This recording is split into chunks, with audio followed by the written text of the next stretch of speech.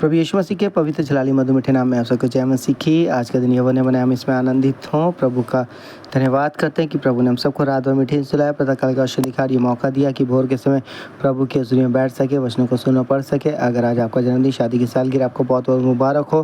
प्रभु आपको बहुत बहुत आशीषित करे। अगर आज आप बीमार दुखी हैं, प्रभु आपको पूरी चंगाई देने जा रहे हैं। और क्योंकि वचन में लिखा है प्रभु यीशु मसीह कोड़े खान से हम चंगे हो चुके हैं मेरे प्रियो। सो अगर आप बीमार हैं, प्रभु आपको चंगा करने जा रहे हैं। बस विश्वास करें, पुकारें। अगर आप निराश दुखी, निराशा दुखों को दूर करने जा रहे हैं, परेशानी को दूर करने जा रहे हैं। आज पास्टर रमेश जी का जन्मदिन है।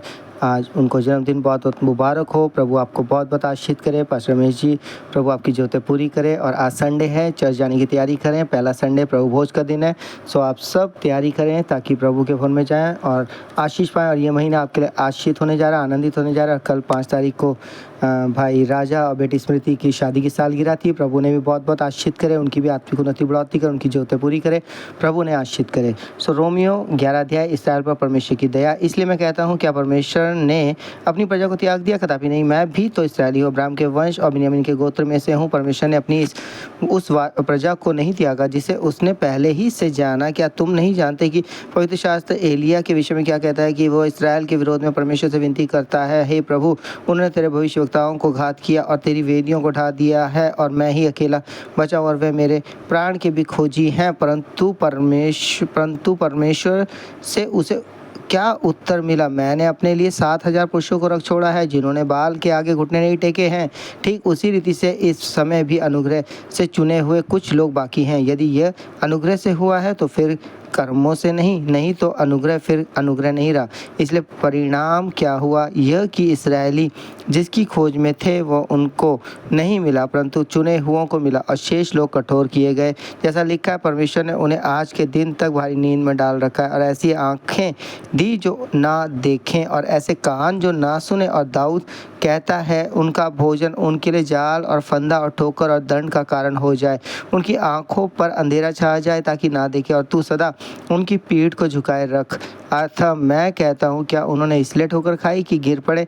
कदापि नहीं, परंतु उनके गिरने के कारण अन्य जातियों को उद्धार मिला कि उन्हें जलन हो। इसलिए यदि उनका गिरना जगत के लिए धन और उनकी घटी अन्य जातियों के लिए संपत्ति का कारण हुआ, तो उनकी भरपूरी से क्या कुछ ना होगा। अन्य जातियों को उद्धार कलम लगाने का उदाहरण।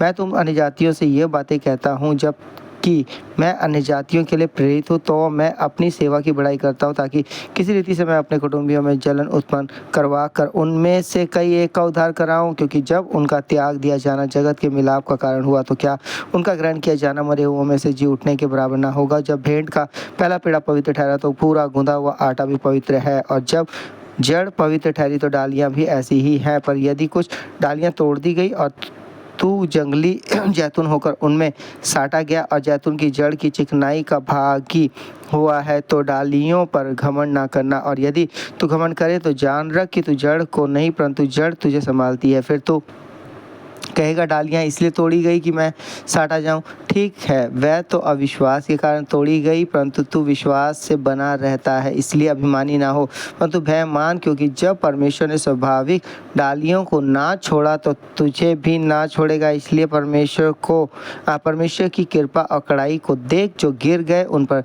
कड़ाई, परंतु तुझ पर कृपा, यदि तू उनमें बना रहे, नहीं तो तू भी काट डाला जाएगा। वह भी यदि अविश्वास में ना रहे तो साटे जाएंगे, क्योंकि परमेश्वर उन्हें भी साट सकता है। क्योंकि यदि तू उस जैतून से जो स्वभाव से जंगली काटा गया और स्वभाव के विरुद्ध अच्छे जैतून में साटा गया, तो ये जो स्वाभाविक डालियाँ हैं अपने ही जैतून में क्यों ना साटे जाएंगे। सारे इस्राएल का उद्धार। हे भाइयों, कहीं ऐसा ना हो कि तुम अपने आप को बुद्धिमान समझ लो। इसलिए मैं नहीं चाहता कि तुम इस भेद से अनजान रहो कि जब तक अन्य जातियाँ पूरी रीति से प्रवेश ना कर ले, तब तक इस्राएल का एक भाग ऐसा ही कठोर रहेगा, और इस रीति से सारा इस्राएल उद्धार पाएगा। जैसा लिखा है, छुड़ाने वाला सिय्योन से आएगा और भक्ति को याकूब से दूर करेगा, और उनके साथ मेरी यही वाचा होगी, जबकि मैं उनके पापों को दूर कर दूंगा। सुसमाचार के भाव से तो तुम्हारे लिए वह परमेश्वर के बैरी हैं, परंतु चुन लिए जाने के भाव से वह बाप दादों के कारण प्यारे हैं।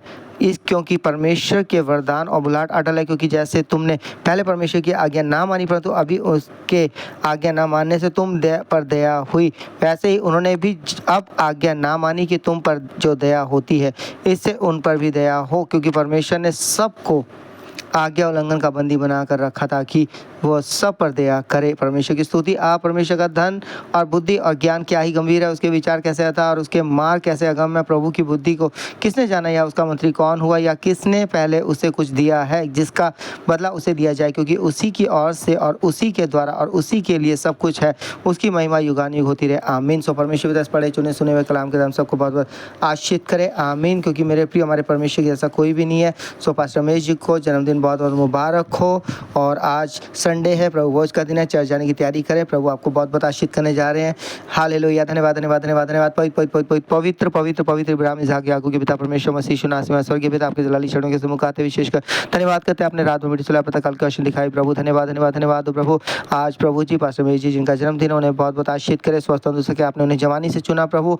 आप उनके इस बुजुर्ग के आलम में भी सहायता मदद करें, स्वस्थ तंदुरुस्त सके, उनके परिवार की जरूरतें पूरी करें, घर परिवार में कोई कमी घटी न, महान गवाही खिलाने वाले दिनों में तैयार करें प्रभु यीशु नाम में। बबीता हमारी विनती यही प्रार्थना है, हर एक पति पत्नी परिवारों के बीच आपका अनुग्रह दया बनी रहे प्रभु। चर्च ऑफ गॉड के लिए एक परिवारों को आशीष करें प्रभु जी। और जितने प्रभु जी आपको पुकारते, सच्चाई से पुकारते, उन सबको आशीष करें। आज संडे के दिन प्रभु अपने भवन में जाने के योग्य बनाए, ताकि उस प्रभु भोज की मेज में शरीक और आशीष पाए, सामर्थ पाए प्रभु।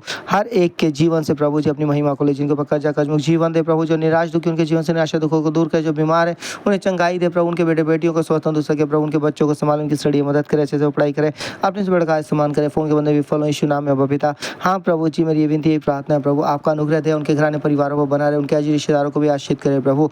हाँ प्रभु कई माता पिता ने विनती की उनके बेटे बेटियों की शादी के लिए प्रभु आप द्वार खोले, माध्यम बनाए। जिनकी शादी होने वाली है, जो महीना समय मुकर्रर है प्रभु, उस दिन सारी जरूरतों का पूरा करे प्रभु। अभी से जैसे काना करी में आपकी जरूरत वैसी उस शादी में भी आपकी जरूरत को चाहते हैं प्रभु। आप माध्यम बनाए, सहायता करें, जिनके कर्जा कर्जमुख जीवन दे प्रभु। हाँ प्रभु जी हर एक को छू ले उनके विश्वास के अनुसार प्रभु, और बंधन दुष्ट के विफल हो प्रभु। आपका धन्यवाद हो, प्रार्थना सुनने के लिए हम सबको आशीष करेंगे। कल प्रभु जी भाई राजा और बेटी स्मृति की शादी की सालगिरह थी 5 तारीख को, उन्हें बहुत बहुत आशीष, उनकी भी जरूरतें पूरी करे प्रभु। आप संभालते आशीष करते, धन्यवाद प्रभु। ये प्रार्थना यीशु के नाम से मांगते हैं, आमीन। सबको जय मसीह की। प्रभु आपको बहुत बहुत आशीष करे। पास्टर रमेश जी को मुबारक हो। प्रभु आपकी आत्मिक उन्नति बढ़ोतरी करे और चर्च जाने की तैयारी करें। जय मसीह की सबको।